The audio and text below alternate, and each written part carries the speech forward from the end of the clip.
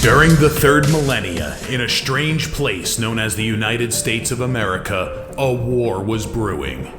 Brainwashed Marxist idiots in colleges across the nation clashed with equally brainwashed, anime-obsessed neo-Nazis.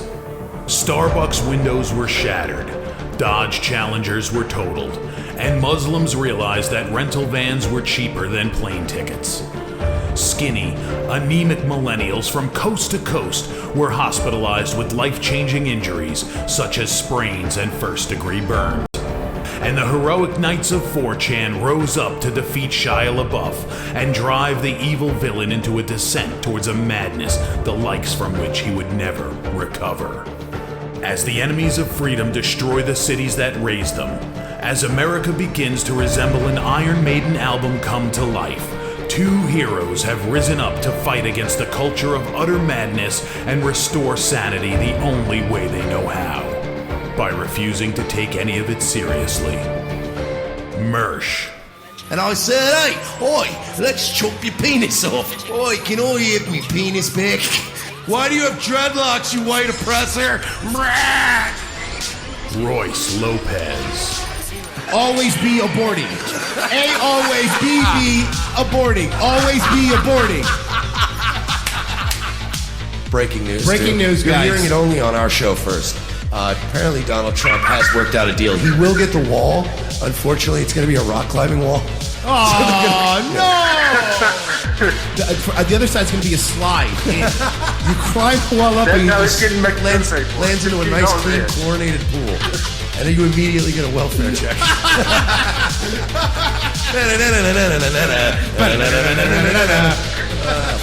A. Oh, shit. He was a boy, he went to girl, now he wants to be a boy again. Oh, God, just stay a girl if you're going to be this indecisive. I think Caitlyn Jenner's a handsome woman with a great penis. Look, I'm not saying there's anything wrong with trannies. I just don't want to put that one's cock in my mouth.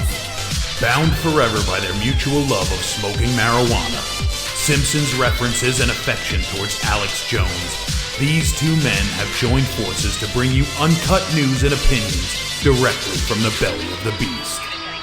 Saving Western civilization one childish dick joke at a time, here they are, your new heroes of the Imperium, Mersh and Royce Lopez. And howdy, and welcome aboard. Commence the jiggling. It is, of course, Thursday, and we are just right about to get slammed here in America with Hurricane Florence. We are in the first phase of our little battle with the SPLC. Ladies and gentlemen, it is everyone's favorite pair of hardcore white supremacists, Mike Shealy, Royce Lopez, Hole Hortler. Welcome aboard. Stuff going on today. Well, apparently, we'll get into it today, but we have joined the ranks of other established hardcore neo-Nazis, such as Eric Trump and the Dalai Lama. Dalai Lama, correct. Hey, good company, in my opinion. I'll hang with Eric Trump and the Dalai Lama. And it doesn't sound like the world's most intolerant bunch of guys either. The St. Jude's Children's Hospital guy and the Dalai Lama. And by the way, there's thunder, so if we might lose power. Because, just so you know. As I said in the intro, Florence has just now slammed into North and South Carolina. And I know we're in Florida, but that is a big fucker, man. It's a big storm. And most hurricanes obviously have just a shit show surrounding it. Mm-hmm. So we'll be getting strong storms today.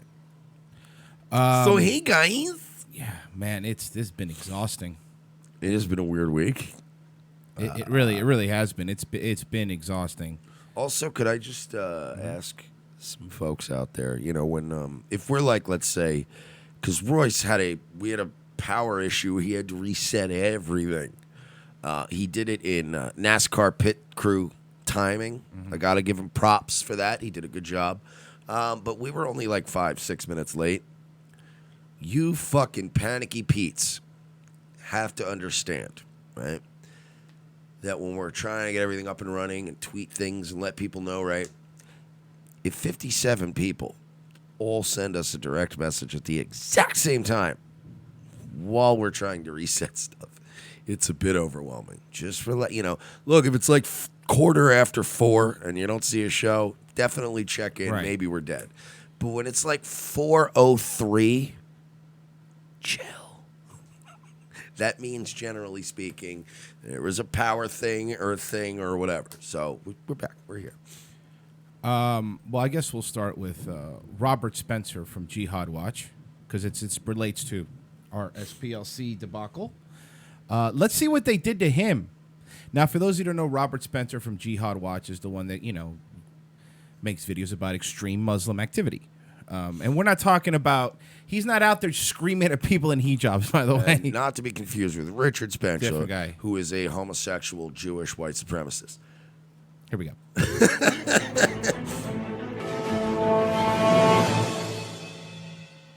First, Alex Jones was banned by nearly all the social media giants. Okay, first then of all, Twitter.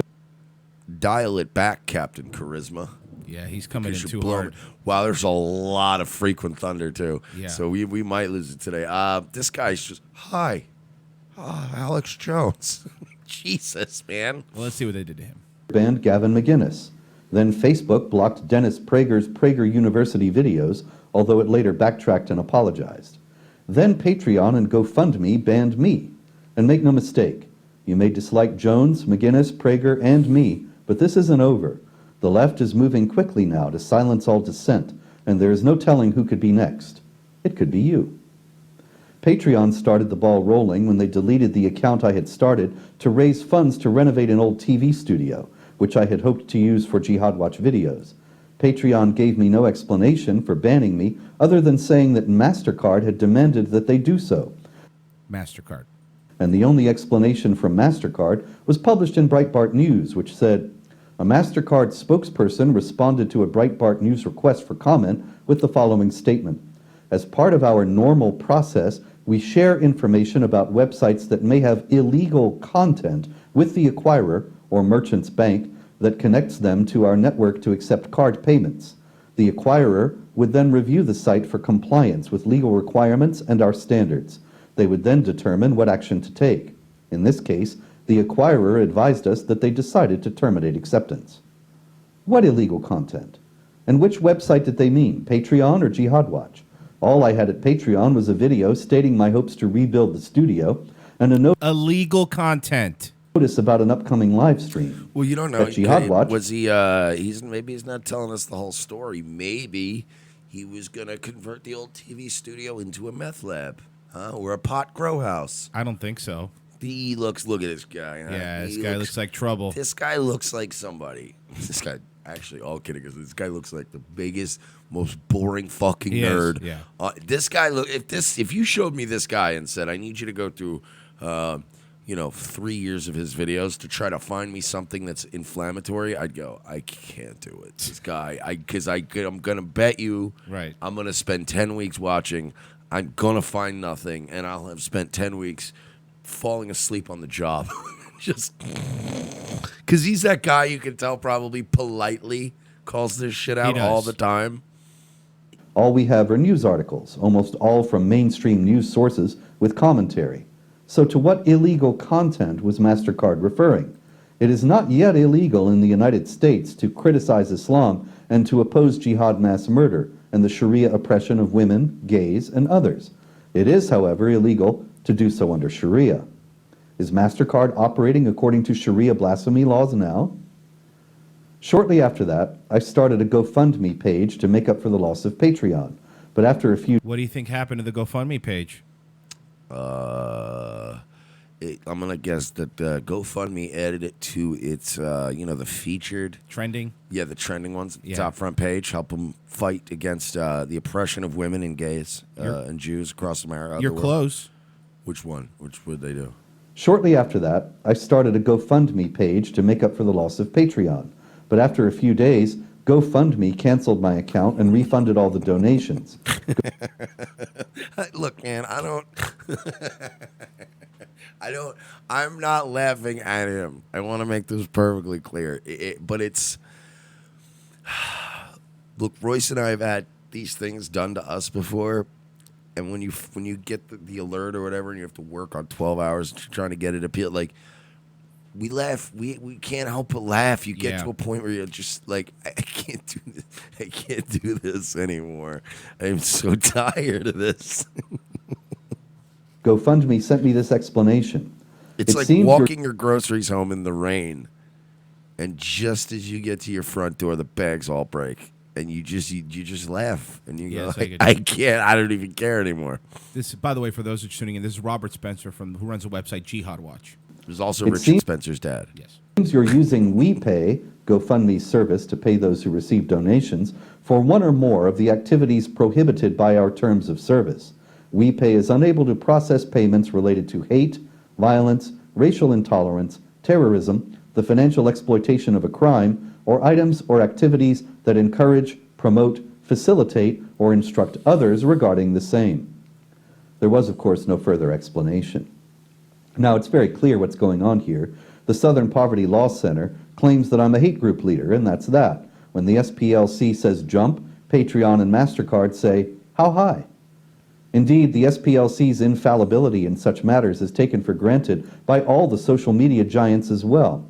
This despite the fact that the SPLC made a massive admission of error in the Majid Nawaz case, in which they paid a $3.3 million settlement to a Muslim reformer they accused of being an anti-Muslim extremist, which is what they call me as well. The SPLC's far-left political agenda in lumping legitimate groups in with the likes of what sounds even more damaging and potentially libelous to ruining somebody's life? What would be like a worse thing you could call somebody? Hardcore white supremacist? Yeah, that sounds pretty bad, doesn't it? Pretty bad, right? Sounds pretty bad, doesn't it, guys? Still up there, by the way. KKK and neo-Nazis in order to discredit and destroy them is also obvious. But GoFundMe, like Patreon and MasterCard, allowed me no appeal, no discussion, no questioning of the SPLC's fiat. And of course, it isn't just the SPLC. It is now taken for granted by large segments of the American population and by innumerable people elsewhere that to oppose jihad mass murder of innocent civilians and Sharia oppression of women, gays, and others is indeed hate. Can't we say this too? Doesn't this guy look ethnically... Yeah, of course. Like, he certainly doesn't look like Mr. Whitey guy, right? No. He actually looks like he might have some Arabic or like Muslim, like one of those countries might be in his direct descendant bloodline. But I don't think this guy, again, I can't imagine this guy's going, these sand N-words, we need to fucking glass the Middle East. like every sports radio caller the day after 9/11. Like, I'm pretty sure all of his videos are, recently 16 Muslim men in UK raped a young... You know what I mean? Yeah. I'm sure he's just very nerdy. What a bunch of fuckings... can I say it? Scumbags! Yes. I remember how flabbergasted I was in 2003 when I was on MSNBC with Keith Olbermann and... flabbergasted. This nigga uses words like flabbergasted. There's no way he is doing Christopher Cantwell level speeches about Muslims that we missed. When I was on MSNBC with Keith Olbermann and Ibrahim Hooper of the Hamas-linked Council on American Islamic Relations, and Hooper called me a hate monger. I thought, what? It's hate to oppose jihad terror? That's never going to fly. But it has. And the outcome will be that more and more people will be afraid to oppose jihad terror and Sharia oppression for fear of incurring these charges, and this discrimination, and this libel. I'm going to be doing what I can to challenge GoFundMe's uncritical acceptance of the SPLC's smear of me, and the likely same uncritical acceptance by MasterCard and Patreon. But the SPLC has hundreds of millions of dollars, and I don't. And many who don't realize how vulnerable they are will applaud what is happening to me because they don't realize or believe how easily the same tactics can and will be turned on them. But they will be. This is getting very serious and won't stop with me. After my adventures with Patreon and GoFundMe, MasterCard and Visa stopped processing donations for the David Horowitz Freedom Center, with which I'm affiliated, although they backtracked after an outcry. Despite this small victory, it is clear that the left is moving quickly to silence all dissenting voices in the run-up to the 2018 elections. The freedom of speech is the foundation of a free society, and it is rapidly being destroyed in the United States. Not only are Horowitz and me and Jones and Prager and McGinnis being silenced, The pressure on the credit card companies shows that the left is now trying to make sure that we cannot make a living, that we will be quite literally destroyed, personally as well as professionally. They wipe their ass with not to sound like a fucking boomer, but they do wipe their ass with the First Amendment, with freedom of speech, with and that's the other thing. These companies like Patreon, like he was saying, and GoFundMe and stuff like that, they don't do they're not out there doing their own research, making sure whatever the SPLC says fucking goes. Also, people keep saying class action lawsuit. That's not how class action lawsuits work. You just need to correct people. Everyone thinks just because two people are beefing with the same organization, they can do a class action lawsuit. Our case is something. His case is something. That Nawaz guy's case is something. The only way you get a class action lawsuit is like me and Royce both eat. You know, me, Royce, and an entire restaurant full of people eat bad meat or something, right, and we all get the same thing and get fucking the shits. You sue a place as a group. Or like when Johnson & Johnson was got in trouble for their baby powder, was giving people cancer. Yeah, like you have to hurt a lot of the Yeah, same people yeah. with this in the same instance, and people go, "Oh, it's a class act." It's not a class action. We got to sue them for a completely different thing than this guy does. It might be under the same titles and everything, but we have to. Ours is different. It's a different article. It's a different offense. We got a dumb makeup blogger named Rachel Janik calling us hardcore white supremacists. So then in the same vein, some stuff came out. I'm sure you saw it, but what was going on with the Google? Did you see that video that Google released right after the election, where all the higher ups were basically crying and saying that they had to do whatever they could to stop Trump? Okay. Well, let's have our boy Tuck explain it for us. But first tonight, an exclusive investigation from this show. For 2 years, the alleged threat that Russia poses to our elections has been official Washington's obsession. The usual business of government has come to a halt as Democrats and their allies in the press fret that Russian agents may be interfering with our democracy. They are, totally. The root of these fears, a handful of Russian ads on Facebook that almost nobody saw, and a small number of efforts to hack 300,000 people saw the ads, by the way. That was the extent of the Russian meddling. Democratic Party email accounts. And that means saw them.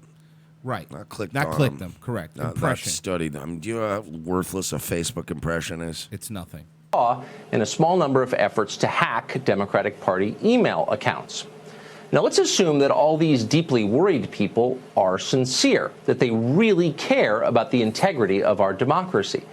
Then why has almost nobody said anything about the tech monopolies that now dominate the exchange of information in this country?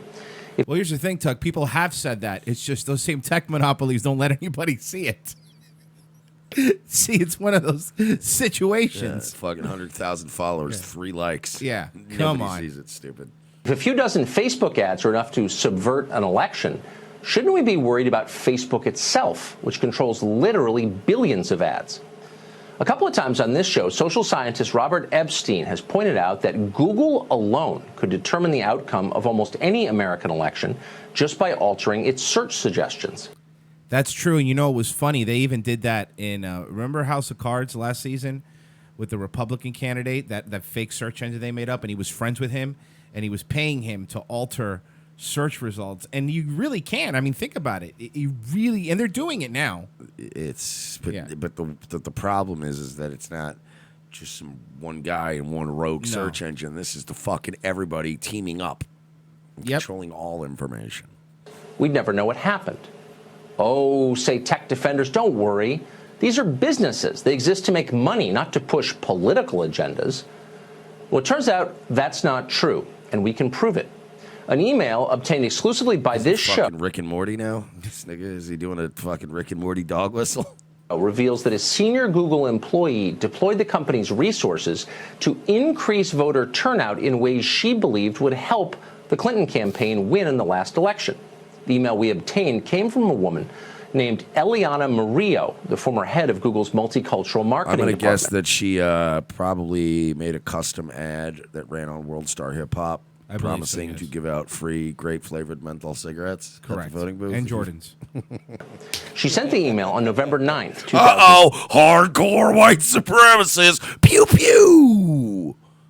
Pew, Pew pew. No more jokes. Shh. I didn't say anything. Don't say a joke. I didn't say anything. You're thinking it though. Talking shit about Israel, Holmes? Thought crimes. Essay. Do you want some of this? He has a Holmes? Facebook tattoo on his other fist. The ADL. Yeah. It's just the ADL who got Holmes. Stop it. Of Google's multicultural marketing department. She sent the email on November 9th, 2006. Cultural marketing department. Yeah. It's a special marketing Oh, I department. bet their potluck is lit. Could you imagine having I can't imagine. Listen, my thoughts and prayers go out to everyone who is a fan of this show, who has to still maintain some sort of a veneer of normie, working in office jobs. Anybody working in an office or corporate setting at this, anyone who's not working for themselves or at a small business, I fucking feel for you guys, man, because it's like our multicultural marketing. You're like, sounds so boring. Remember, like sensitivity training, you go through it real quick in a half hour. Got it, yada yada yada. Don't grab girls' asses. Got it, 10-4. Got it, cool. Apparently Gibson never went to that. Email on November 9th, 2016. That was one day after the presidential election. That email was subsequently forwarded by 2 Google vice presidents to more staff members throughout the company. In her email, Murillo touts Google's multifaceted efforts to boost Hispanic turnout in the election. She notes that Latinos voted in record-breaking numbers, especially in states like Florida, Nevada, and Arizona, the last of which she describes as, quote, a key state for us. She brags that the company used its power to ensure that millions of people saw certain hashtags and social media impressions with the goal of influencing their behavior during the election. Elsewhere in the email, Murillo says Google, quote, supported partners like Voto Latino. You know what that sounds like? Voto Latino is like someone that doesn't speak Spanish and they try to translate Vote Latino. Yeah, Voto Latino. Yo soy Joe Kennedy. Democrato. Yo soy Joe Kennedy. To pay for rides to the polls in key states. She describes this assistance as, to quote, be fair, of course, how else are they going to get there? Bus? It's true. A silent donation. Murillo then says that Google helped Voto Latino create ad campaigns to promote those rides. Now, officially, Voto Latino is a nonpartisan entity, but that is a sham. Voto Latino is vocally partisan. Recently, the group declared that Hispanics, all Hispanics, are in President Trump's, quote, crosshairs. All of them. Voto Latino is a nonpartisan PAC that was formerly known as Fuck Donald Trump campaign. They changed the name? Changed the name. Okay. It's bipartisan. You got it. They said they plan to respond to this by registering another million additional Hispanic voters in the next presidential cycle. Voto Latino is a group with clear political goals that Google supported in 2016. We asked both Google and Voto Latino for clarification.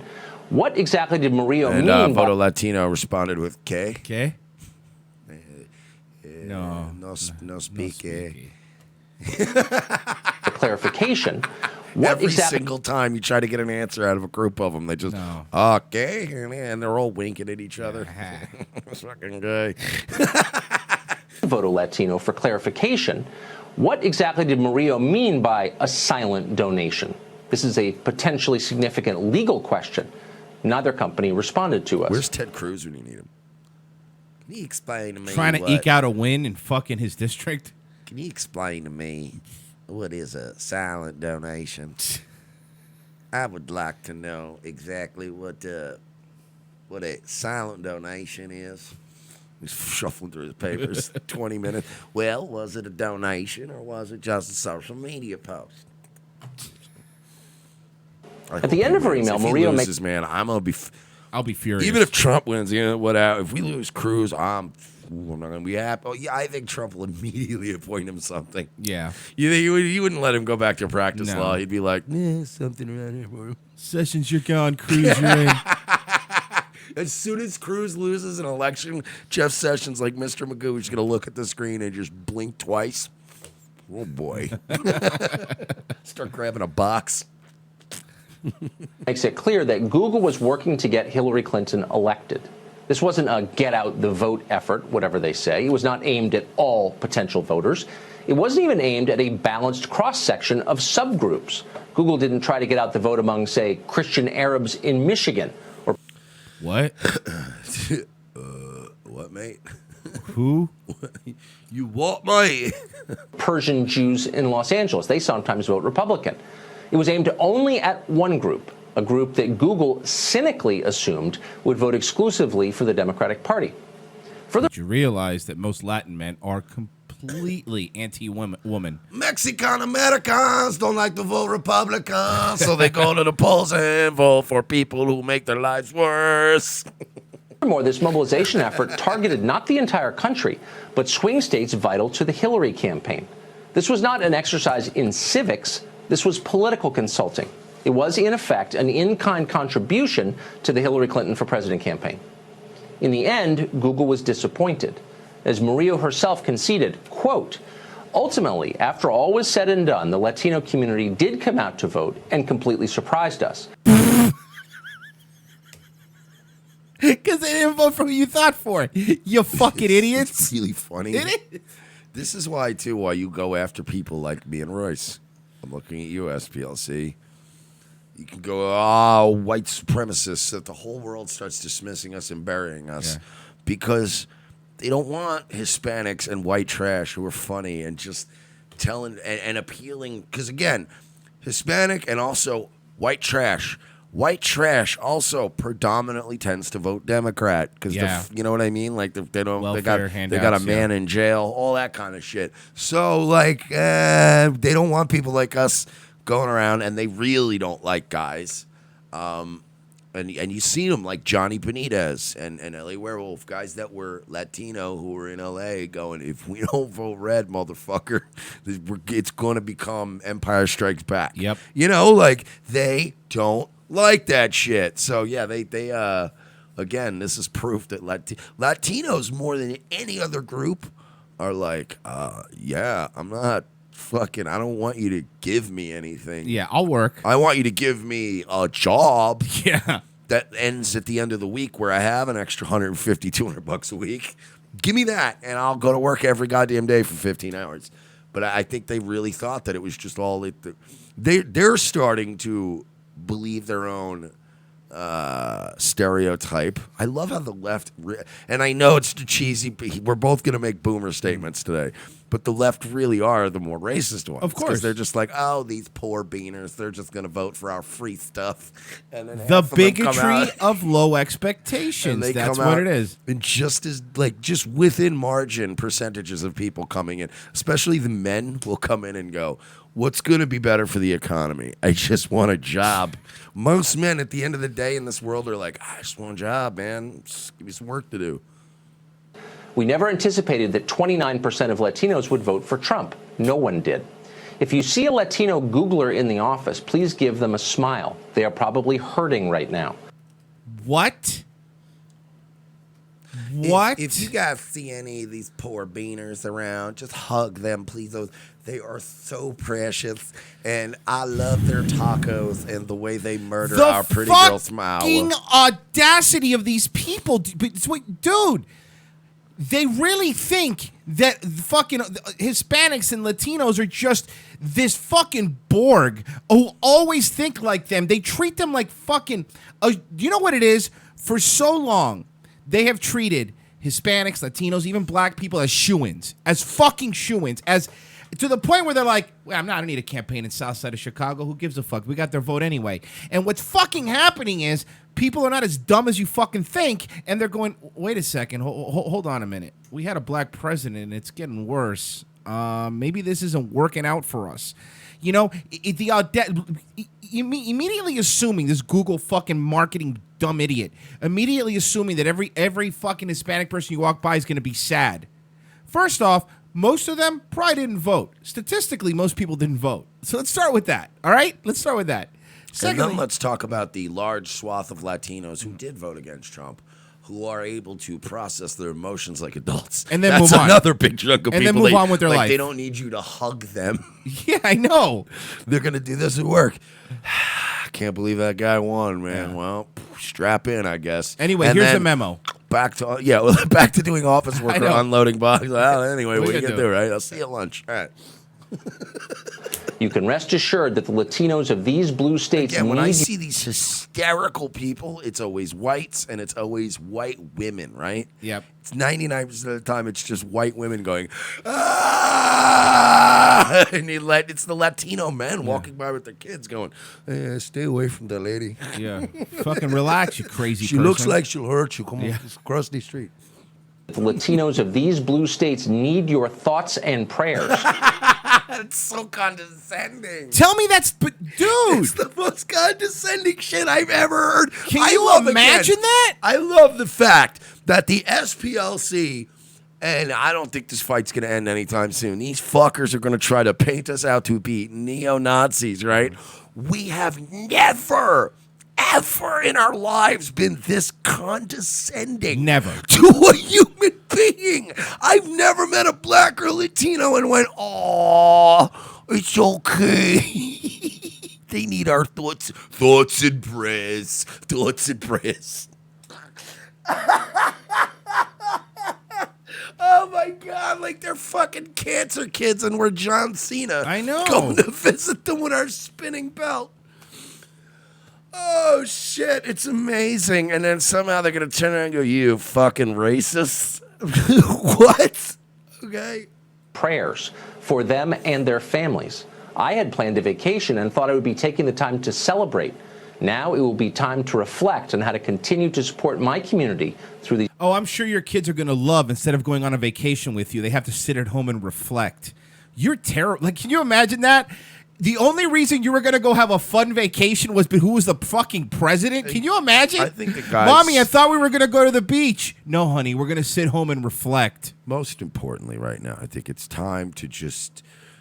I think we all need to just say a prayer and take a moment. I mean, especially, look, there are a lot of people that watch our show that are far right, or at least, you know, more right than your average conservative. And I need all of you today to go out there and just take a moment and reflect about the feelings of these poor mindless savages. These poor again, these natives with these small-brained little Mexican men, these little beings living in their mud huts, living in their little shithole mud huts in Cerritos, California. These poor young savages who know no better, who don't have the loving leftist message in their hearts, who betrayed their own kind. Now, do you understand? There is no crazy, well, except again with women, but even women this time in this election came around. Never has the left, like, you go back, you guys refuse to study your own numbers. Look back, it's not a matter of Russia and what did Trump do in the collusion. Just look at who you lost along the way. Because, yeah, even we assume that Latinos and blacks and women are going to usually vote in slightly higher numbers for Democrats. But you motherfuckers were like, no, we're going to get 100% of them because Drumpy Cheeto. And then you know what happened? The numbers came in about what they usually are, right? A little bit higher with the blacks, Hispanics, and the women, you know, for the Democrats. But close to half, like it always is in this country, close to half turned up and went, no, I'm going for the dude, with the other guy. And it was you guys that went, you fucking pieces of shit, you traitors, you fucking house N-words, you fucking, and you're like, what? By the way, let's get these Nazis off social media. I've heard the left say the nastiest shit in the past 2 years to people. They say things sometimes that are way worse than the alt-right says. And when I see the alt-right saying shit 99% of the time, it's shit posting. When the left says you should be ashamed of yourself, you've betrayed your race, they're not kidding. They mean like, the alt-right's kidding after, like, yeah, you're a race traitor. But when a leftist goes, you're a traitor to your race, when a white woman says that to a black man because he voted for Trump, oh, bitch, how dare you? These difficult times, end quote. Nobody at the DNC was more upset by the results than Murillo. Google tried to get Hillary. No, I would assume Hillary was the most disappointed there, Tuck, more than her. In the whole DNC, I would say Hillary was the most disappointed in this whole situation. That and probably whoever had to clean her hotel room the next day. Can you imagine? Whatever crew had to come in and, because these hotels, right? They always have like a few extra of those flat screen TVs in storage somewhere upstairs in a cleaning room somewhere. So they just come and sweep all the shit out, and they've already got it like when they like in a nice restaurant when they set up that extra table for you and they can do it in a snap. They just come in and it's the Hillary Clinton suite. We've replaced many of these TVs before. Yeah. It's Reelected. They failed this time. We reached out to Google. The company did not deny that the email was real or that it showed a clear political preference. Their only defense.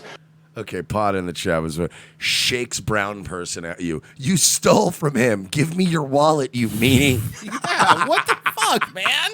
But that's what it is. And a guy just walking to work like, and then the best part is the reply is usually, I'm actually Asian. Or it's like something where they're not even white. And you're like, well, I'm actually half Cherokee.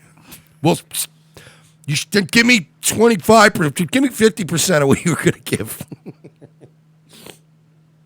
Tuck, save was us. that the activities it described were either nonpartisan or weren't taken officially by the company. But of course, they were both. Plenty of people in Google knew what was going on, and we've seen no evidence that anyone at Google disapproved of it or tried to rein it in.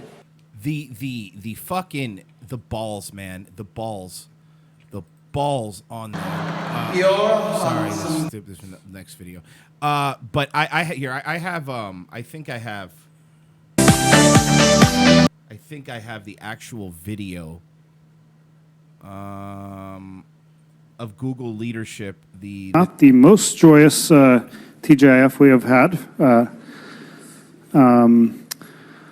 So this was the Friday after the election. I feel like I'm watching Jordan Peterson after he gets divorced and discovers pot. Yeah. Right? Does he just have that? Hey, guys. I'm still the same guy, man. What up? So this was this was 2016. Google does something every Friday. They're called TGIF. I know they're really edgy, and where they they let people talk about what's going on, and these are their higher ups. So this was the Friday after the election. It's for Google executives. So TGIF stands for Thank God I Fuck Kids. There's no K at the end. Is the K implied? I don't know. Let me have my thing. Okay.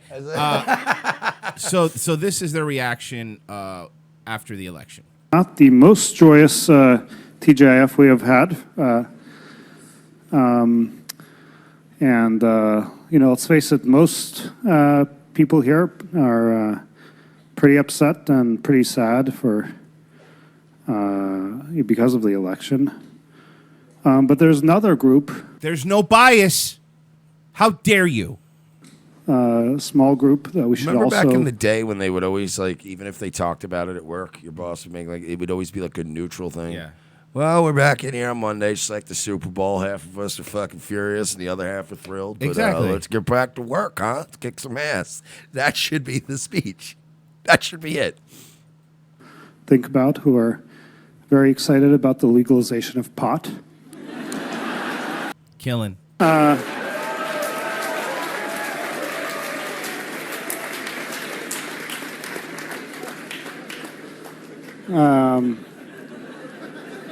I was asking if we could serve joints outside on the patio. But by the way, let me just show you the mindset. This is Google. Weed, man. Is this?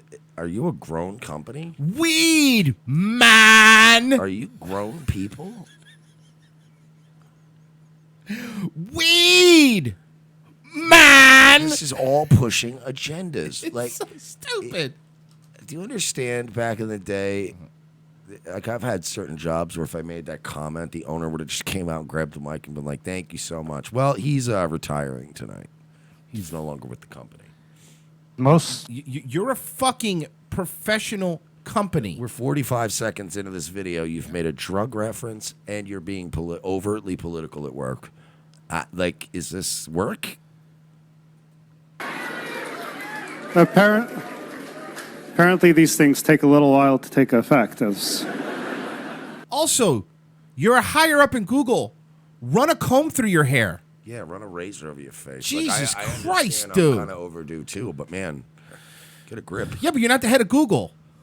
A huge, yet. huge disappointment. I've been bemoaning that all week, I'll be honest with you. You know you get like weed really easily, right? Like it's not a big This deal. guy's high as shit anyways. I don't think he has trouble getting weed. Yeah, but I think it's pills. But anyway, on a more serious note, myself as an immigrant and a refugee, Get out. You gotta go. An immigrant, but the fuck me. Always it's this. Just because you're an immigrant or you're a refugee, it doesn't make your fucking opinion more valid than fucking white trash Mike over here. That doesn't make it more valid. Like they put these adjectives before things. What? That's As you. a You're 37% victim, I just want to point out that hang on, I'm 42% victim. I'm standing up. I now have seniority. I'm going to need you to step down and give me the microphone. I certainly find this election deeply offensive, and He finds the election. So basically, but let's translate this. You find 50% of the country deeply offensive. You find all the Midwest rubes that are drinking their straws and shooting their guns. That were born here. Yeah, born here. You find them to be fucking stupid. By the way, I don't know where you're. Fuck you. By the way, I don't know where you're from, there, fella, with a nose the size of the Sphinx. But Egypt, maybe.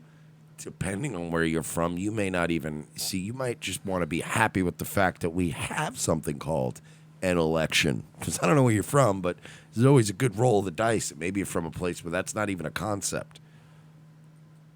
I know many of you do too. And I think it's a very stressful time, and it conflicts with many of our values. You're not going. Listen to this. Look at me. You're not going to win. But listen to this bias. But this bias. They say, remember, Google doesn't have a bias when Trump calls them out, right? But then now they're saying right now it conflicts with many of our values.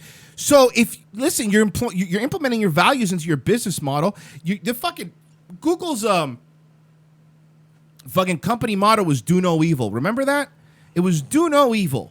You motherfuckers have no respect for anybody that didn't vote like you. You are fucking phonies. You control. You know what sucks? This is what happens. This is what happened with Google.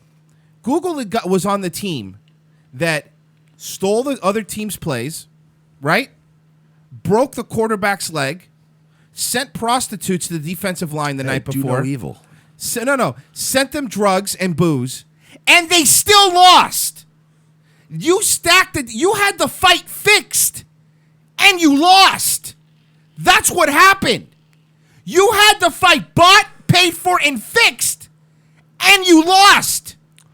I think that when you consider, that's part of it too. Like the humiliation factor has sort of magnified their rage and made them think even less clearly and be even angrier and come after us harder because, like Roy said, it's one thing to like lose an election and everything and it's contentious, but you guys had it fixed and lost. That's embarrassing. You got to live with that, and you don't want to live with that. So No. it's like, Russia. What about Manafort though? Huh? Why don't you break your tennis racket and scream at the ref? Manafort. Yeah, no, but you lost, though. Manafort. Talk about Russian meddling. These motherfuckers had stacked the goddamn deck. And the stupid, unelectable bitch lost. I think it's a good time to reflect on that, and we're gonna hopefully No, not reflect. Go back to work. Your fucking business. share some thoughts. Can you imagine being a fucking drywall hanger and walking into your drywall company? Guys, come on, can we all gather around, please? Hector, please, can you get the other guys in the back? Thank you. Gather around, guys. He's handing out like what do you call it? Little like Starbucks He has the big Dunkin' Donuts 20 cup of Joe thing sitting there with the No, he cups. switched to Starbucks though because he's a liberal Oh, you're right. construction Good site point, good guy. point. So he's handing out the little frappuccinos. Right. So guys, grab frappuccino. I'll gather around. So I know we're all really, really carrying a lot of weight today. Yes, I carry a lot of weight. It's drywall. No. Like emotional weight, right? Right, Henry? No, just mostly drywall. Drywall stuff. That's all these guys say. Yeah, it's mostly drywall. But Can you imagine walking into your boss at a drywall company and being like, "Look, I can't work today. I have to reflect." how about you, Jerry? You have anything to say about the election? Oh man, I'm a felon, so I didn't even couldn't vote in this election anyway. Hey, but you mind if we get back to the drywall? Because if we don't, we're gonna be here all day. What about you, Hector? I'm not a citizen, so I didn't No, vote either. It's yes, it's drywall. Yeah. Everybody's just upset. Could we get back to the drywall, please? Today, Oh God. I guess Or actually, there's always the one guy that's going, what about you, Derek? I mean, look, I don't mind if we have to stay late, but are we getting paid for this whole conversation? If so, then yes, I am very I'm upset very about hurt. the election. Yo, Hector, shut up. I'm going to get paid for this.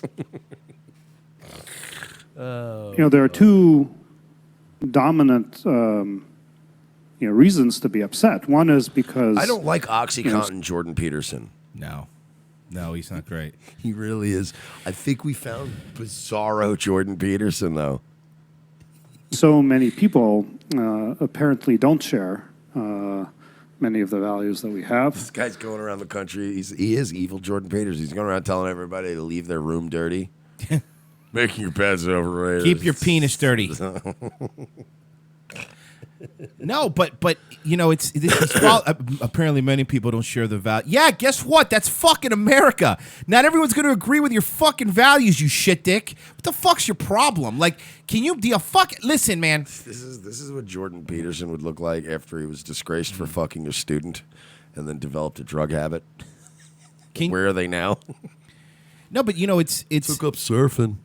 like when Obama won the last two times, I never remember going, "Why the fuck don't people think like me?" Like, I didn't do that. I'm like, oh well, Obama won. I guess he was charismatic. Hey, he beat him. Nor did I make any nicknames based on its color, like you Cheeto people do. Yeah, or I would have been in trouble. That's the other one. There you go. Oh man! Actually, you know what's funny too? I think black guy was the thing that was one of the things I put in the pro category. Of president, there was a very short list of pros, and I, honestly, black guy, I was one of the rare ones that was like, black. He's black at least, right? So we're gonna get away from all this racism stuff. That worked well. But like all the other stuff, I was like, financially, it's gonna be a disaster. He's a liberal. He might as well be a commie. But I actually looked at the black part. I was like, wow, we have a black president. That's pretty impressive that we've come this far. That shit didn't bother me. But they're making. I at no point, like Roy said, went around and was like, "You voted for Obama? How dare you?" It was the simple debate where you go, "You voted for Obama? You're a fucking idiot. Why would you vote for him?" And then you go, "Hey, did you fucking watch? I don't know what was on at the time. The Matrix." Like, I'm trying to think what was on with it. And Jesus, even in the second election, are you kidding me? Yeah. You know how many people were like, who's I going to vote for? Fucking Romney? Or like, who was I going to vote for? John McCain and Sarah Palin? And you're like, yeah, good point. Right, it wasn't right. even like we had a huge, you guys ran a literal murderer against Donald Trump who stabbed your own actual front runner in the back, fucked your whole party over, begged, borrowed, and stealed, and then at the end couldn't even be bothered to show up to Wisconsin. And then after all that, we're like, ah! Like, do you understand that when we ran McCain and Palin and they lost, we were like, yeah, we never stood a chance. Exactly. When we watched the second inauguration with Obama and the confetti coming down, it was a lot of people going, are you that upset? No, we never stood a chance. It was never going to happen. Yeah. This was a like a Walter Mondale type situation. We were fucked. Here's what we said. We were like, utterly fucked. We were like, well, we won some Senate seats, so that was pretty dope. That's what it was. But we didn't riot in the streets. No. Like, we just laughed and went, well, what do you expect? We have fucking Sarah Palin. We knew when we picked Sarah. Like, here's the thing, right? You guys should have known when Hillary fucked over Bernie and the whole DNC kind of just lost their passion that you guys were fucked. We had this moment years ago with Sarah Palin. Many, because that's the thing. You're vice president. You get to just pick whoever the fuck you want and fuck everyone. So nobody gets a say in it. So when he picked Sarah Palin, we all went, ah, and then we knew that we were losing this thing, and it was fun because we looked at Obama and Biden and we're like, you're not beating that. They're cool, and we got a lot of uncool in our boat, and we lost. But did we call for people to be fucking fired from their jobs? Did we lose our minds? No, we laughed for 4 years and went, we deserve this. We gave them Palin. We deserve this. I mean, I guess we've known that for many months now. I mean, it's not like, for example, when Joey Gibson grabbed Mike's ass, Mike was like, look, that's what he does. Like, we expected that. He likes slapping man ass. Election terms, whether it was like 47.2%. Can't make anyone happy with that either, because half the people think I'm a bitch for not punching him in his face. The other half think I didn't stand up for myself, or the other half think that I got upset. Overreacted. And I'm like, who cares? 48.2%. Fuck it, dude. Or whatever it was. It's always been a lot of people that apparently feel that way. But certainly confronting it firsthand. This feels like a wake. He's talking like this is a wake. It is a wake for Google. Is pretty upsetting. And secondly, confronting the reality of an administration that's now forming, and look, we have no idea what it's going to do. Well, I mean, hi, Royce from the future. The stock market's going to blow up. Unemployment rate's going to go down. More people are going to have jobs than ever. You're even going to make tons more money. You're making more money right now. You're going to be miserable. You're making more money, and you're miserable. More people are buying adware buys right now, guaranteed, because they have a little bit more money, and they go, you know what? That corporate tax break help us. Why don't we put it in the Google thing? Yeah. Let's buy some ads. Because of that. The honest truth. Like, we have no idea what direction this country will take. A better one than him. Right now, look, and I mean this seriously. I hate this Eric Bogosian looking ass nigga. If we were, you idiot. If we were, I know. If somebody says he looks like a homeless Ray Romano. No. Why'd you vote for Trump? My brother's a cop. Everybody does the same Ray Romano impression. Because that show was so... It was, paint by numbers. My wife can't cook. My wife's prettier than me, but she's mean. Like every show. Every show. But, it's this mindset. I remember, man, back in the day, like when I used to go to school, when we went to school, and they always teach you, like, look, there's certain things you don't talk about at work, right? You don't talk about religion. You don't talk about politics. And you talk about sex. Like, I remember at a young age, even my parents would tell me, look, when you get a job, you don't talk about religion, you don't talk about politics, you don't talk about sex. Now it's just like, hey, we need to smoke weed and trannies need to bang people. Welcome to Google. Like, what? I'm a programmer. My job is to program things. And by the way, is this an environment? Do you think that and there are people in Google that did actually vote for Trump? Do you think that they feel comfortable on this TGIF when everyone could talk to go, excuse me, but I actually think it's good that Trump won. Racist! And immediately on the SPLC watch list. Hardcore white supremacists. Oh! Triple air horn. Whatever the past policy proposals were serious or not or whatnot. I don't like that he's wearing a Steven Crowder shirt, too. That bothers me as well. It really does. And it's a period of great uncertainty. He's hanging out with his buddy, totally gay Jared. Openly gay Jared. He changed his name out of the sign. It used to be Mouth and Hand Stuff Jared, but then they changed it. We used to call him Holland Tunnel Jared, but he got really feeling like that. Buy our mugs that come with free injection needles. The Google mug. Google injection needles. I am Steven Crowder, and I wear long sleeves to hide the injection marks of my TRT. All right. Look. What happened? Come on. I'm kidding. No, look. I told you that was my guess in confidence. Steven Crowder looks like he takes TRT, but also doesn't work out. You know where it just has that, like, it makes you look better, but he doesn't do it. No, he looks like he takes TRT, but eats a lot of salty pretzels every day. You know what I mean? Like he's waterlogged. He's a waterlogged TRT guy. You know? He has a high sodium diet. Yes. And by the way, Crowder, he always has costume day. Look, man, if you want to take your shirt off, take your fucking shirt off. But stop making up costume days and take your shirt off. Steven Crowder's that guy that goes to a Halloween party dressed like a baby. You got enough for this guy. All right, yeah, we get it. Fucking asshole. No, we get it. Your muscles. We muscles. Muscles. We got it. And Ben Shapiro's the guy that never goes to a Halloween party because it's fucking against his fucking all his principles. Oh my God, everything's against that man's religion. I'm Jesus sorry Christ. that every Halloween costume is made of two different materials, and I simply am not allowed to. The idea that I could wear a Halloween costume that has both rubber and fiber in it's just absolutely true. It's ridiculous. It's a false dichotomy. Hey, who's the new sponsor this week for Ben Shapiro? You need a Ben Shapiro sponsor every week. The meat and cheese on the sameplate.com is now left. So they're no longer a sponsor. Or Ben Shapiro is the other guy. He's the guy that does come to your Halloween party, 5'3", dressed like some shit like Phantom of the Opera, and then goes, "Hey, Steven, guess who it is? Guess who it is under this mask?" And you're like, it's Ben Shapiro.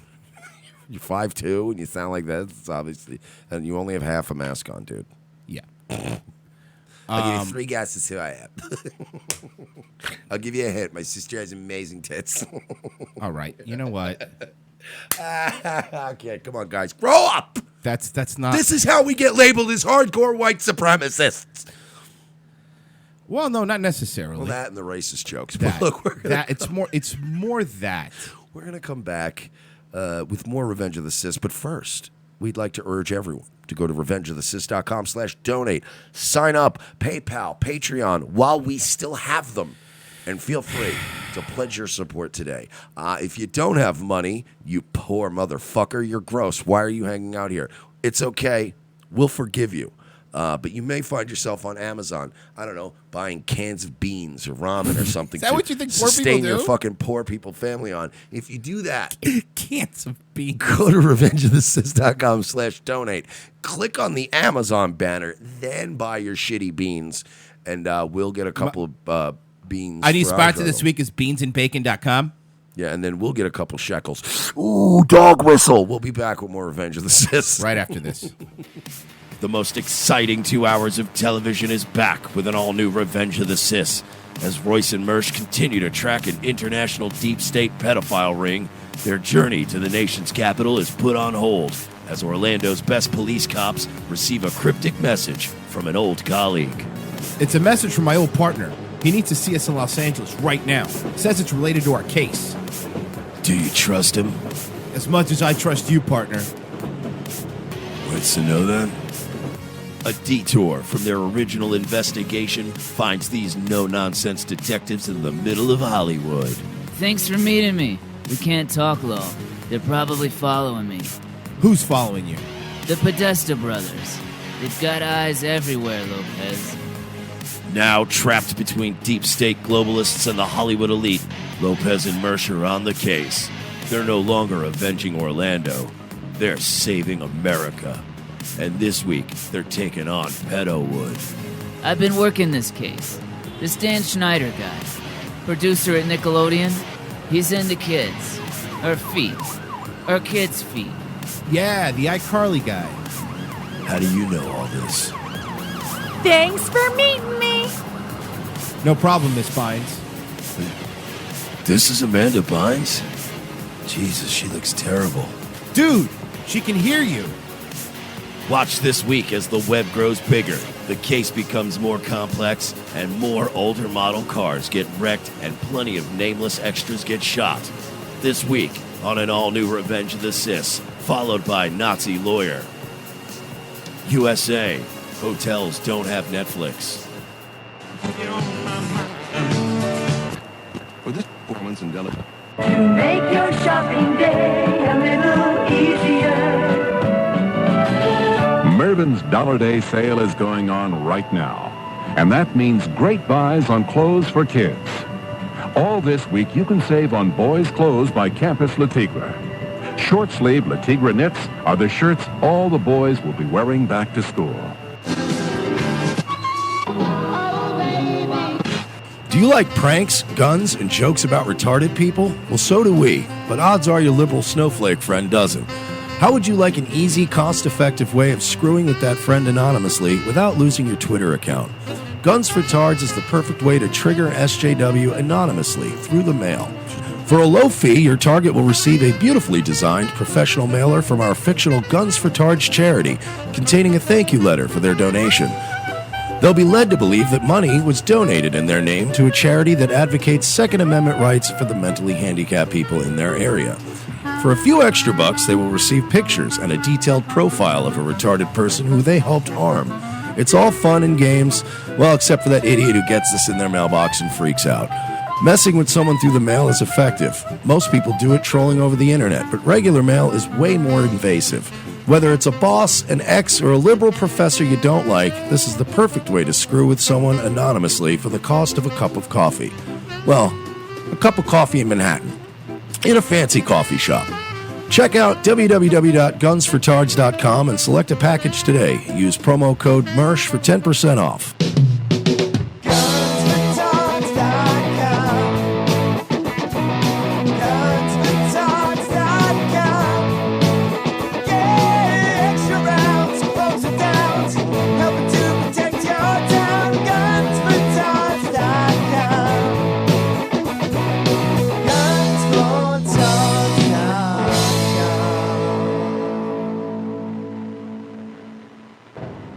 Ladies and gentlemen, we can rebuild him. We have the technology. We can make him better than he was before. Better, stronger, faster. A new night, a new time. The Sully Show returns to More Like Radio, Tuesdays, 7:30 p.m. Eastern before Dutch and Royce. Tuesday nights will never be the same.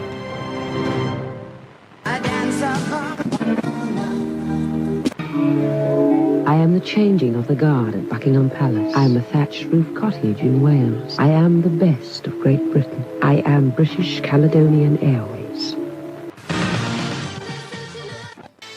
Hey, you. That's right, you. Wouldn't you like to know the story of you? What makes you, you? DNA and Me is a genetic service that can help you find out exactly who your ancestors were. You might be surprised. I thought I was just a standard white guy, but DNA and Me showed that I'm actually 4.2% Cherokee Indian. Turns out I'm not totally white. I'm also part Northern Asian and even some Kurdish. I'm a victim of oppression. I used to get in trouble for always using the N-word, but with DNA and Me, I found out that I'm 2.1% black. Morning, Steve. Sup, nigga? The test is easy. Simply swab the inside of your mouth and send it into our labs. People made fun of me for being French. DNA and Me showed I was 8% Navajo. Nobody's making fun of me now, or my people, who were victims. I'm 13% victim. I'm 21% victim. Order now and find out if your friends should be more sympathetic towards you. DNA and Me. Are you in? Hell f***ing yes, I'm in. Second hour, Revenge of the Sis. Thank you for staying with us on this stormy Thursday on the East Coast. Like Stormy Daniels Thursday, am I right? The show's over, folks. Yeah? Show's over. Because it's raining out. Right. Raining AIDS. I'm not going to be listening to any hardcore white supremacists. No, thank you. Can I clarify something for these people? Look, I always encourage you guys to be cautious, and I'm glad you're being cautious. Nightwave Live in the chat is me. That's me. It's my other. I'm trying to build up another YouTube account, but we had a lot of panicky Pete's, and during the break, I thought I was going to get banned from the chat room of my own show. No, I just made you a mod. They're like, "Fuck this guy. He's a faker," and I had to tell the story about how I ate half a Nerf football when I was like 3 years old, and then shit Nerf out. And then my sister was like, "Why did you eat a Nerf football?" I was like 3. It was like I was just chewing on. I was eating. You know, when you're a kid, you just whatever. I was a neglected kid as growing up. But yeah, my sister immediately was like, "Yeah, that's definitely him. He shit in Nerf football." All right, do we want to talk about the Norm Macdonald situation? Yeah. Race. Oh my God, were we prophets? I think we were prophets. Here we go. This is what. Here's a story that if you look underneath the surface has an answer you may not expect. A popular comic booked Tang with Jimmy Fallon last night, and suddenly Norm Macdonald was canceled. Norm has been on our lot for weeks, taping a new Netflix interview show set to drop at the end of. Yeah, this Norm Macdonald live show, he used to just be like on YouTube, and he had Netflix picked it up. Oh, did it? Yeah, Did they? Netflix picked it up, so that's why he's been all around everywhere. Lot for weeks, taping a new Netflix interview show set to drop at the end of this week. There it is, David Letterman there. Big press push for Norm. He's with Howard Stern this morning. Big interview with The Hollywood Reporter yesterday. Lots of remarks from Norm, and some of those remarks on video. I feel bad that Roseanne got fired. I think that we have to be more forgiving of people.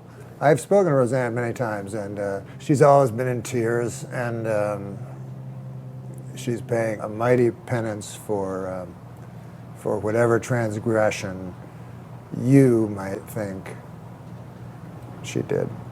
All right. Norm also expressed his opinion about certain elements What a of the wild man, huh? What a Crazy. madman. Crazy. Calculate that monster. Me Too movement. This is a quote from that interview with the reporter. I'm happy the Me Too movement has slowed down a little bit. It used to be 100 women can't be lying, and then it became one woman can't lie, and then it became I believe all women, and then you're like, what? which is a great observation. But you have to read it in. It's also important to read it in Norm's voice. It's very important to read that in Norm's voice. He's not wrong. No, he's not. This is a major problem, and we've been saying this for a while now, too. Yeah. Remember, we didn't believe Chloe Dykstra. How'd that work out? Turns out Chloe Dykstra's a lying-ass bitch. And old Chris Hardwick's back on fucking AMC like nothing happened. Nothing happened, yeah. So, and then again, there have been other ones like Schneider and other ones where we're like, oh, this motherfucker's guilty as sin. So, you know, look, there is such a thing as, I don't know, maybe not believing every single story that people tell you. It's trust but verify. There's nothing wrong with trust but verify. Just find out, you know? And again, like he said, it was originally 100 women can't be lying, and that's right. When you had a guy like Cosby and Weinstein, where you're like, okay, buddy, we need to rein you in somehow. But now we are getting to, you know, every Babe article that says, you know, some angry ex-girlfriend says, he grabbed my arm once 10 years ago in a, you know, argument, and they're like, well, he's a rapist, and you're like, what? So, or James Gunn, where he's getting fired for fucking tweets. I believe all women, and then you're like, what? He cited the example with Chris Hardwick. Like that Chris Hardwick guy, I really thought got the blunt end of the stick there. All right, then this from Norm Macdonald, which got an awful lot of attention. Well, Louis C.K. and Roseanne Barr are friends. They tell you, you know, to believe women, but, you know, what if they're a crack whore? Well, Louis C.K. and Roseanne Barr are friends, are two people I know. And Roseanne was so broken up after her show's reboot was canceled that I got Louis to call her, even though Roseanne was very hard on Louis before that. But she now listen, we all know, you know, the black folks, you know, they look like monkeys. You know? Well, he didn't say that. And you know, Roseanne makes an observation, you know, about Valerie Jarrett, who looks like a monkey. You're just like, what are you doing, Norm? Jesus, Norm. Norm is the kind of guy that would just blow up his own deal because he doesn't want to be there. He probably just filmed 2 episodes and went, I don't like this. It's just so broken and just crying constantly. There are very few people who've gone through what they have, losing everything in a day. Of course, people will go, well, what about the victims? But you know what? The victims didn't have to go through that. He's right. He's not wrong. Buddy, you cannot be honest, sensible. Oh. And well, you know, just you can't be reasonable anymore, Norm. You blew it. You blew it. You should have known better than to be reasonable. You should have just came out and been like, get them all. Trump Cheeto man. Norm seems like a loyal dude to his friends, though. He really does. He you know what I mean? And I think Roseanne's his friend and Louis his friend. I didn't think that, you know, that he was going to fucking just throw him in there. Like everybody, like fucking old Jim Norton did with fucking Louis C.K. You know what I mean? It's a tough one, man. All right, that's an opinion. And Twitter erupted, suggesting Louis C.K.'s victims are far worse off than Louis C.K. So No, they're not. They're not. By the way, using the term, because people have, the Louis C.K. story is another trick. It's another trick that they point you out. Since Louis C.K.'s story wasn't incredibly shocking or incredulous because he asked for permission and he jerked off in front of him, whatever. Now they don't even mention the story anymore. They just say his victims. Now, when you do that, because they'll say Weinstein's victims and Louis C.K.'s victims, you're implying that it's the same thing. You're implying rape. You're implying rape, and it was never rape. He never raped anybody. They were there in the room because he asked them to. They had every chance to leave when he told them that. Now, I don't care what fucking stupid Jim Norton says or these other idiots say, well, you work for them. Shut up, Norton, who was trying to bang every intern that ever worked there. You don't think I know people there? Norton, you fucking faker. You don't think I know you tried to bang every intern that worked? But no, but they worked on Ron and Fez and not on O&A, so it was okay, you fucking liar. Anyway, but that's what they do. They try to make what Louis C.K. was out there fucking Jack the Ripper, raping women and cutting their heads off. That's not what happened. His victims? They're not victims. You know why they're not victims? Because he didn't break the law. Weinstein broke laws. Did Louis C.K. even get sued by any of these people? No. That should tell you something. Because he didn't break the law. But guess what? I don't know. Even with the press behind him, these people are with these lawsuits now. I'm just shyly. Yeah. Even that should tell you something, though, that he's just never even been sued for it. He says, I hate you people. Than Louis C.K. So guess what? A great opportunity for conversation. What do Jimmy all Fallon of these comedians that they have been destroying lately, and they've been going after them a lot. They've been going after comedians harder than they've been going after fucking statues of generals from the Civil War. What do most of these comedians have in common? They're more successful than Jim Norton? They're all white, and they're all generally male. What about Bill Cosby, though? He wasn't white. Yeah, but that was an egregious case. That, to me, you have to separate the lynch mobs from the legitimate ones. Bill Cosby didn't get Me Too'd. Right. Bill Cosby is a guy that got outed by another comedian, and he said it in a way that made people laugh hard enough that they went, what is going on with this guy? And boom. Weinstein, same thing. He did it to himself. He did those things. I'm talking about the lynch mobs now. Let's get this guy for a joke. Let's get this guy fired from Netflix. Let's get this guy taken over here. They're generally white men. That's who they're going after now. That's who they're gunning for. Tim Allen, fucking, what's his face? Louis C.K., Norm, Roseanne, who's a woman, but still, it seems like anybody that's got like a little bit of a slightly nationalistic, at least national pride sort of edge to them, get them. Gone. Shut them down. And it's not good. Because you notice Louis, too, was not an overtly, Well, they said and Aziz. Aziz wasn't white either. No, but I don't even mean white, but I mean overtly leftist. Like, Right. I know he's a Democrat, but Louis C.K. wasn't just Trump, and a Trump the whole 2 years. So maybe there was some resentment there. Like, you're not helping us. could have easily said, hey, Norm, what do you mean by that remark in the Hollywood Reporter? You can't possibly equate the victim's pain to, say, Louis C.K. pain, can you? Real discussion, maybe fireworks. Instead, NBC, knowing that Jimmy Fallon either can't or won't ask a tough question, did this. Out of sensitivity to our audience, and in light of Norm Macdonald's comments in the press today, The Tonight Show has decided to cancel his appearance on Tuesday's telecast. Oof. Norm Macdonald has been a staple on the late night shows for how many years? Since 89, maybe, like the It's a 90s, long like time. that, right around that change into the 90s was when he started doing the stand-up. He has been on Letterman. He has been on Leno. He has been on Conan. Was he on Carson? He might have been on Carson. I don't think he was around for Carson. But This guy is a guaranteed.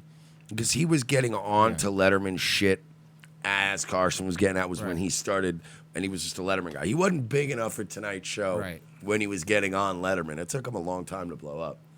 But yeah, he was. So now they won't invite. Fallon. First off, Fallon, you're a milquetoast piece of shit host. By the way, forever he's been the guy that every one of them wanted. Either of course, or in his prime, Howard Stern. Yeah. Nobody wants Howard Stern now. But old 90s Howard Stern, they would show up with whores and interrupt the hosts and just turn it into a circus. Or there were certain guys in the 90s you wanted. Norm has always been, like he said, a staple. That you go, oh, we're going to get Norm tonight? Yeah. We don't have to do anything, and it's going to be great. So now he is not invited on the Tonight Show. Look at this little train of thought. This man's a national treasure, and he's not even American. He's Canadian, and he's still an American treasure. But let's follow this thought process here. So now it's not just not inviting Louis C. So now you're also punishing people that didn't do anything to any women, but stood up for somebody who did. So now it's guilt by association. Now it's guilt by association. So Norm can't plug his Netflix series. Well, don't be a rape apologist. Why is he apologizing for, why is he normalizing rape? Normalizing rape. That's going to be the name of his new Netflix show. Normalizing rape. It's funny because my name's in it, So who are we raping tonight? Yeah, people are always saying, you're normalizing rape, but, there's nothing normal about it, I mean, I feel like you could rape somebody 100 times. I don't think it would ever become normal to them, How do you normalize rape?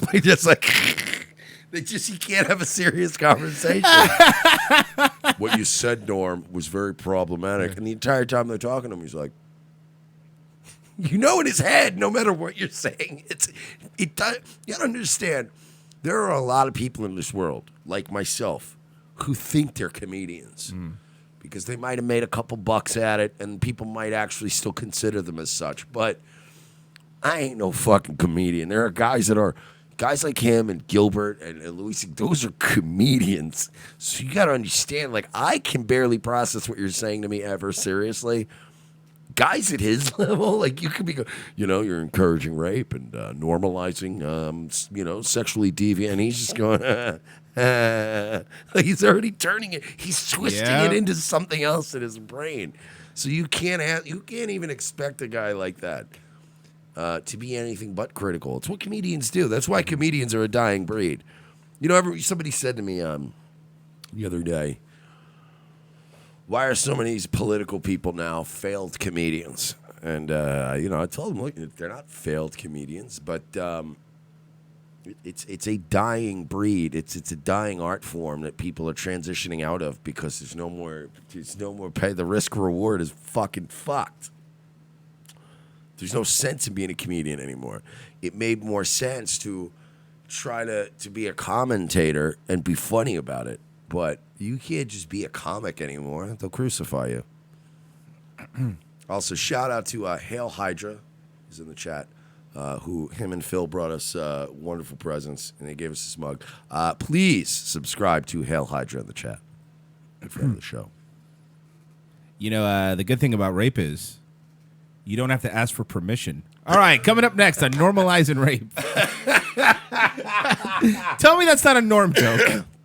I never understood, date rape. I paid for the date, and, it came back to my hotel. Normalizing rape is the weirdest learning channel show I've ever watched. I'd watch it. We needed something to replace Anthony Bourdain. Well, we got Normalizing Rape. Did you guys ever? So this is Norm Macdonald, and we're out here in Thailand, and we're out here with a bunch of American businessmen, and we're gonna normalize rape and pedophilia. All right, let's check it out. Did you see Norm Macdonald, the Bill Cosby joke that he made Jerry Seinfeld feel uncomfortable? Oh no. So okay, Norm was on the Jerry Seinfeld joke, comedians getting coffee in cars or whatever. And this was it's only 37 seconds, but this is why I love Norm Macdonald. This was a couple months ago. Now, do you think Cosby's legacy will be hurt? Yeah. You do, huh? I mean, there was a comedian, Patton Oswalt, he told me, I think the worst part of the Cosby thing was the hypocrisy.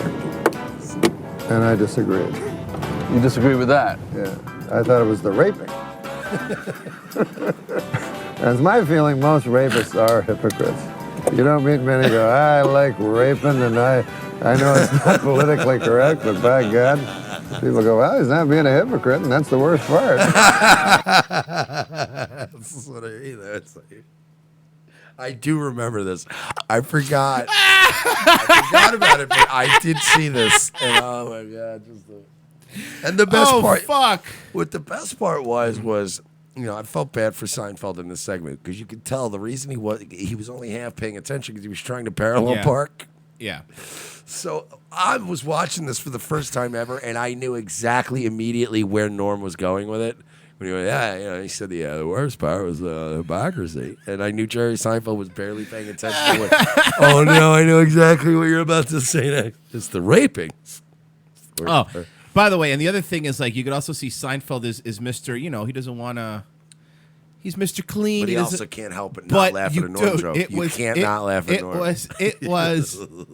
You don't meet many go, I like raping, and I know it's not politically correct, but by God, people go, well, he's not being a hypocrite, and that's the worst part. He's the great dude. Him and Gilbert, man. Are still watching. If you ever want to feel like, because you know, it's like most people watch kitten videos or puppy videos. If you want to watch two human beings and feel as much joy, watch Gilbert Gottfried and Norm Macdonald in any of the past broadcasts they've done together. Also, Gilbert Gottfried, Norm Macdonald, and John Lovitz together are fucking hilarious together. And then there's also honorary mention, but it's not a top three, but they're still great, was Patrice and Bill Burr.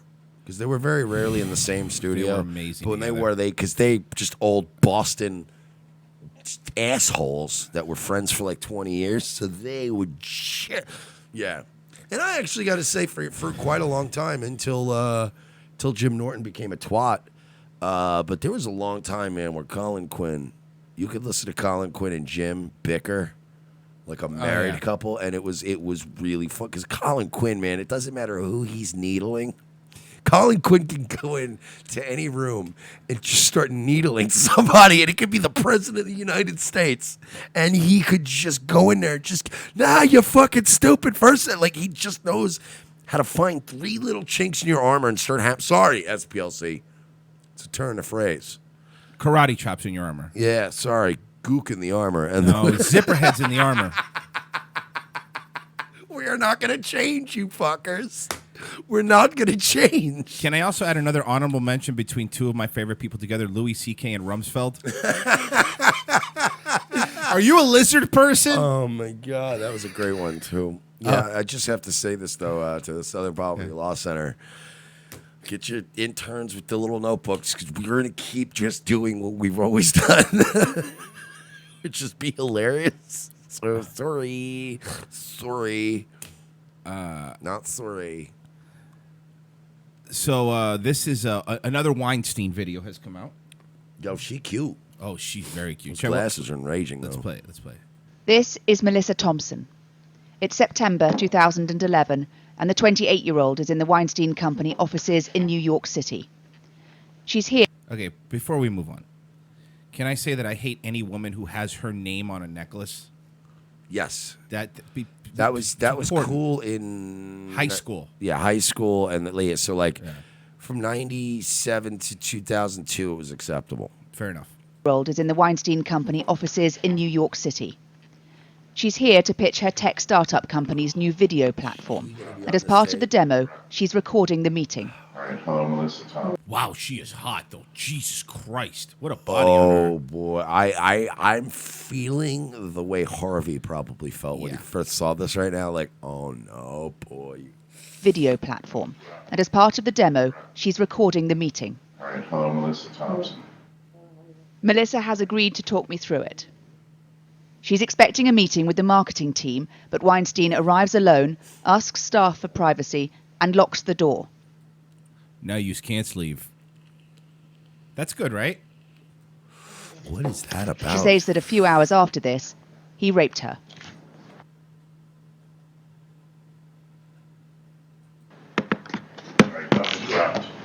Interrupt. All right. Hello, Melissa Thompson. Hello, how are you? How are you? What a body on her. Jesus Christ, though. Happy New Year. Oh boy, okay, look, man. Already with this fucking guy. Let's watch his hands. I don't like this fucking guy already as it is. This fucking guy, man. Hey, at least he's not a hypocrite. You're a fucking ass. Yeah, this is who he is, you know. All right. Hello, Melissa Thompson. All right, but let's watch his hands. This is the most important part. Tries to shake his hand too, and he's like, "Nah, I'm not having none of that. Get over here. Give me that booty." Hello, how are you? How are you? Happy New Year. Hand out. Nope. Hand out. Nope. Fuck that. He's gonna just nope. Get over there. That's nice. What is that about? This guy makes my fucking skin crawl. How's your day? How's your day? I was thinking, okay, he's hugging. Oh man, she did not. This how long has this happened? She looks different now. She looks like a girl who's been raped before. To be fair, I'm sorry. That's a horrible thing to say, but at least you're not being a hypocrite. Oh man, I'm gonna eat shit for that one in the comments. Me, what do I do now? I was sensing She I have looks to like be the triggered meme. Yeah. Right? Yeah. She looks like the girl in the triggered meme. a little bit more vigilant of this situation. I mean, he still would. Than I originally thought. Melissa and Weinstein have met briefly once before, but this is their first formal encounter. So I was a flirt with you? Dude, why can't you just, like, get a fucking handle on it? Like, this guy, it turns out, was never a Hollywood producer. He was a rapist. Yeah. Disguised as a Hollywood He was producer. a rapist who every once in a while made movies. A rapist who dabbled in film. Exactly. We'll see. A little bit. People are saying that's definitely Harvey. Yeah, it's definitely. Yeah, it's his face and obviously his it's voice. Harvey, There's obviously, no faking this. A little bit, not much, right? Okay, then, all right, then I won't. So what do you want? No, it's okay. So then I won't. So what do you want anyway? Okay. It's so like Paige before and after Del Rio. Oh. Holy shit, that is so accurate, though. Well, technically, you could say before and after OxyContin, too. It's the same thing. Well, they came together. We're a package deal. So I have your hands in so many things, and you do so many things. So I have a lot to tell you. Del Rio's theme song is, "If you want to be my lover, you got to snort these pills." Every time that he towed the line of being inappropriate enough where I may have said something, he could sense it, and he pulled back and he changed the dynamic again. Let's say I wanted to show a trailer. He meant to say trailer. You know, Yeah. my movie. You know what I mean? Like I have the Marilyn Monroe movie. So let's talk about Marilyn Monroe movie. People who would be interested in that movie. Who would be interested in that movie? He's such a ghoul, man. Just I hate tell me this what guy. I could do and when it's going to happen. It's fun to do this. Okay, But so I'm actually seriously having a conversation. good. We can do both. Okay. then there's Okay, nothing so would it be what's the target demographic? Women. Okay, Yeah, so whatever. we're gonna buy space.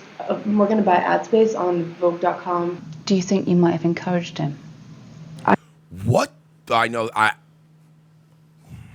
know you're not. I know you're not seriously asking that question. No, she's You're just asking she's to asking it. deflect Correct. people that would say that, but that is fuck. Oh man, that made me angry. That question made me angry. Did that question make you guys angry? Like, you know, I'm not the biggest respect my women's fedora tipper. Oh shit, did that make me angry? I don't think I purposely encouraged him. At first, I tried to, volley a bit with him. If he would make a comment, I would try to catch it and return it in a way that felt it's a little safer than the way he threw it at me. Now I see he's trying to, in any way you can, move me into that zone of comfortable then uncomfortable and confused and vulnerable, and recognizing that he's powerful and I'm not, and that I need this deal from him, and he has the power to give it to me. We can have like to win 2 VIP passes to the premiere in New York, and they have to like it. So now you're generating all these likes on your Facebook page. Wow. He is only thinking about having sex with her at that moment. That's what that wow was. And that is again, that's a guy with enough resources that he can just sign the deal. Who cares? Yeah. Give a fuck if this thing's effective or not. And then I'm gonna rape the shit out of you. And then the suspect said, and I quote, "I'm going to quote rape you until the room stinks." Harvey's a fucking rapist who and then I'm dabbles going in to use film. your service on Marilyn Monroe. Good. And then, you can sign me up. Tell your boss. And so he's going from almost pulling a trigger on using this platform to then he put his hand up under the table, up my dress. Under the table, up her dress. I was trying to save face a bit. At first, I was trying to kind of manage the situation. There was a combination of... Look, I'm gonna say this, man, because we're tough on women a lot and stuff. Right? Like, there are a lot of fake Me Too's. There's a lot of bullshit. There's a lot of shit that goes out there. But there is a power dynamic in these situations. When a Harvey Weinstein is trying to feel you up, yeah. So they're gonna people be like, oh, if it bothered you that much, smack him in his face, tell him to go fuck. Yeah, think that would have ended well. So, yeah, there are these weird gray areas that are very rapey. And this son of a bitch, dude, I've never wanted to watch. I don't like even when people go torture, pedophiles, torture rapists, and burn them alive. I don't want everybody who's ever done bad to burn alive or be tortured. There are certain people, though, that I would be okay with watching just get flayed in front of me while they're awake. Just have people cut off pieces of flesh. I would sit at that public that event eating popcorn like I was as I was ready to fight Joe. Yeah, I'm sitting there like, normally I don't like torture, but man, I could watch this for 3. I hope it goes for 3. Did they say 3 days? Oh, that's a long one. That means they have to keep IVing his own blood back into him. This is going to be a real good one. I really want to watch him torture. There was a combination of confidence and naivety that led me to, this dynamic that we see now. Data's so hot, right? And by the way, let's point something else out here, because what you just said, because people are going to go, isn't that what Louis C.K. did? There's a difference. Louis C.K. invited these women into his hotel room to sit down, and then he said, before he took his dick out or touched them, he said, do you mind if I masturbate in front of you? He didn't do this at a pitch meeting. You know what I mean? He didn't have people meeting him with the preconditions of, let's get some business, I want to do this contract, and then just, let me grab your fucking pussy under the table or can't, yeah, dude, I'm watching this girl. She's moving. There's things she's doing that I can tell things are being done to her that we can't see. Dude, again, man, I would give anything to be at any kind of public torture ceremony of Harvey Weinstein. I would be okay with that. And there are people I really hate in this world that I'd go, no, don't torture the guy. Throw him in jail for a few years. Right. Dick. Harvey's enough has come out on Harvey. I'm not waiting until the trial. If I heard somebody set him on fire in New York, I'd be like, fair play to you. I would hope that we still live in a world where there's one cop or one assistant district attorney out there that just forgot to file something. You know what I mean? And just messed up and went, well, I don't know. I guess we just can't catch that guy. That's strange. Weird. What's that? Data's so hot. It is hot. Right. I'm going to live hot. It's okay? A little bit. A little high. It's a little high. That's a little high. So another thing I was thinking is, Sarah, I don't know how much you This learned about, is fucking disgusting, dude. And this isn't even like, look, I'm not going to lie. I have run some game on some women that I have had some professional dealings with. And I made it happen. You know what I mean? But, like, there's a way to do that. Like in any and all situations in life, there's a way to do it and not be overtly aggressive. You know, the key, like, if Harvey wasn't a fat, disgusting, producer type, if he wasn't so lecherous, if he was a younger guy, a younger producer or somebody, he could have, you make a couple funny comments during the meeting and then you wait, and then like within usually a day or two, there's an email or a text where they're like, well, no, we got all that out of the way. What's up? Like, you don't do all this. This is rape. Because we've all said that even in a professional setting that's gross to set that up and then try to hit on somebody. But like, there's nothing wrong with like 90%, 95% business and also being like, yo, by the way, man, I like them shoes. That's the other thing, Harvey.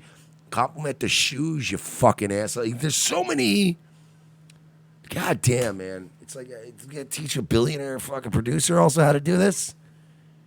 How easy that is. But the thing is, you understand, he's been a billionaire producer for so long, he's never had to do any of those things. What I don't understand, well, that's why I'm saying he's a rapist who dabbles in film, because you have to get a thrill out of raping women, of taking something from them. Because most men get a thrill out of the hustle of talking a girl into sleeping with you. That is it's like, to me, like, there are guys like fucking that Papa John's fag and a couple other people like to go to Africa and like use a fucking high power rifle to shoot a poor fucking, giraffe. Some buck that's just drinking out of water, a giraffe. Yeah, that's not doing anything to anybody, and they get a thrill out of that. I get more of a thrill of just going like, hey, by the way, I like them shoes. You don't skimp on shoes, huh? And they're like, oh, thank you. And it's a very non-sexual way of kicking it off. Just feel like I like it. You got a little thing going on. You'll know, you fucking non-retarded people, but this is more, I'm going to rape you. Because I'm Harvey Weinstein and I fucking can. I'm going to rape you, Goy, and there's nothing you can do about it. That's what it is. It's all this is. There's like a part of the movie with Skyrocket. Are you using Skyrocket? Some kind of app thing. He's rubbing her arm. I know. I don't know. Never mind. It's like a he keeps rubbing her, dude. By the look, where they wanted to, in the trailer, they wanted people to be able to. He's not even listening to what she's saying, by the way. Again, you want another example of like why I advocate for what I call light fascism? Light fascism is having enough evidence like this, not wasting so much time and energy, and fleeing a guy like Harvey Weinstein off of the roof of a high building. Enough innocent, well-meaning people died in 9/11 jumping out of a high building that didn't deserve it. And again, I don't think every Me Too guy should be flung from a building. But again, light fascism. Every once in a while, there's such an egregious case, we should go, make this a tribunal, fling them from a building, we'll sell it on pay-per-view, we'll make all our money back because everyone's going to pay $49.95 to tune in to watch Harvey Weinstein get flung from a building. Because he's so fat, we just want to see really how meaty and explosive and by the way, gushy it is. And it's still a Weinstein production. But Bob Weinstein. Bob Weinstein. Look, I still got to make a buck, right? It's your brother. Buy her clothing, so they partner with Outlook and whatever Blue It's Fly. not me. Okay, whatever. I can do that too. I tried to keep it on script in terms of pitching him the product, but I cannot wait until Game of Thrones starts again so I can actually watch a universe where justice is served. Yeah. He was still touching you on the shoulder. He was still touching me on the What's running through shoulder. your head as that's happening?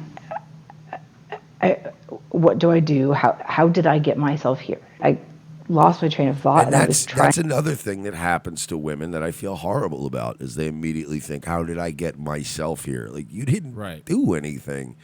You know, the most powerful producer in Hollywood was like, yeah, I'll fucking look at your stupid, probably unremarkable, probably run-of-the-mill social media marketing tool, and it was a home run. Of course you showed up. The closer says she aged unwell. Do you think? And again, and you could even see, guys, you could look at the way she's dressed in the tape and stuff. She's not slutted out. She's not begging for this shit. Like, I feel horrible for her. Judge from looking at it I worked on Wall Street before I went to business school, and I worked in an environment that was heavily male dominated. I thought I could handle it. I had never met anyone that I couldn't handle until Harvey Weinstein. And I think that Jisker do in the chat, and this is something that I think that we've done it. Blackburn's done it before. Weinstein needs we need that, and you guys know why we need that, but we need that that needs to become the adjective. That needs to become the verb. Weinstein needs to become a word that is indicative of all of this institutional power and the abuse of it. You know what I mean? Like Weinstein. There's nothing you could do about it, was there? Sorry, you just got Weinstein. Because that's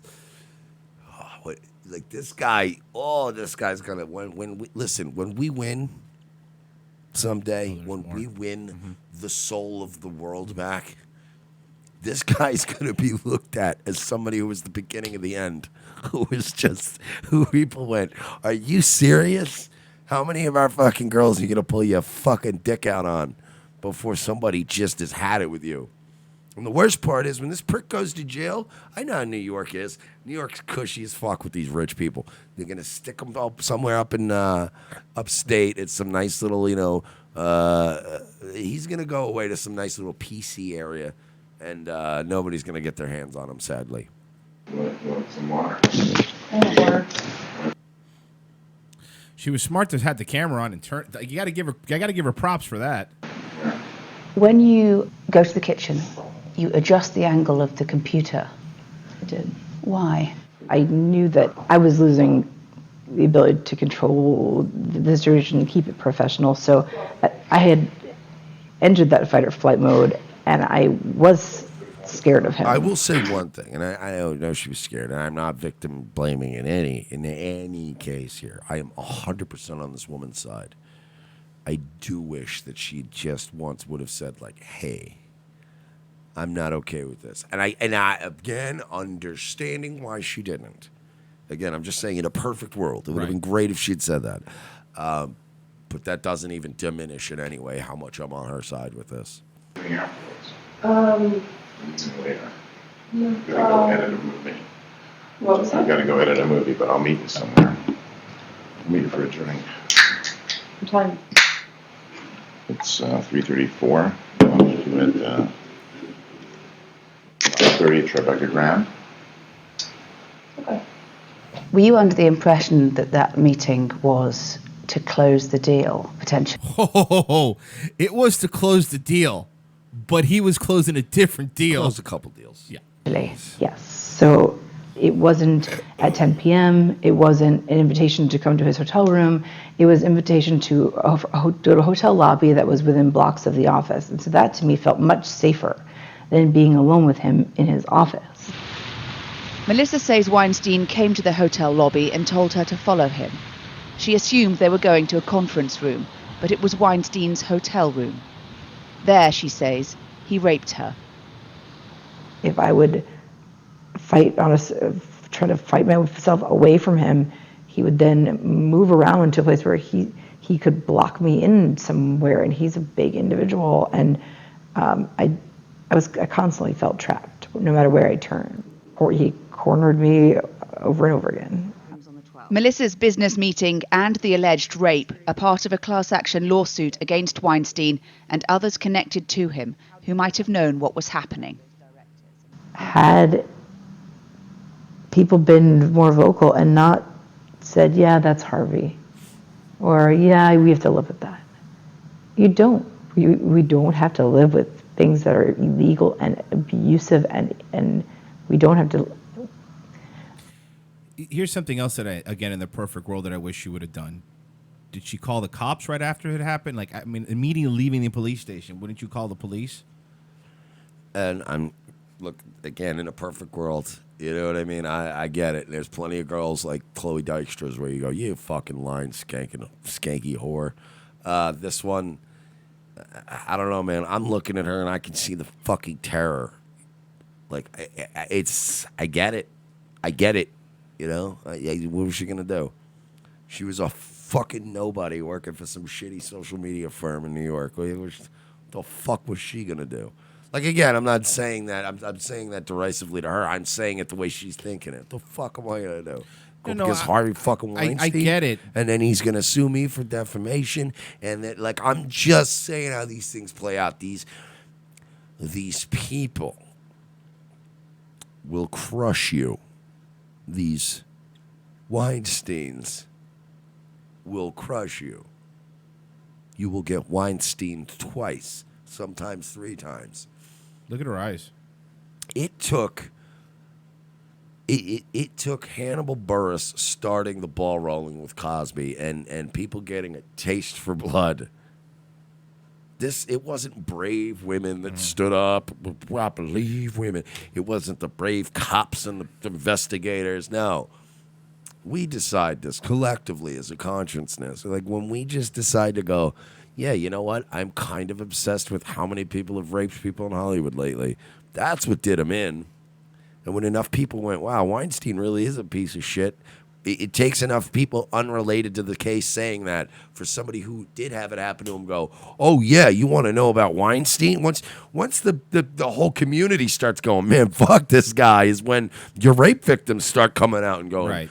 You know, in 2007, he raped me, did this thing to me. And that's when people go, what? And then another one, and then again, you have to sort through bullshit.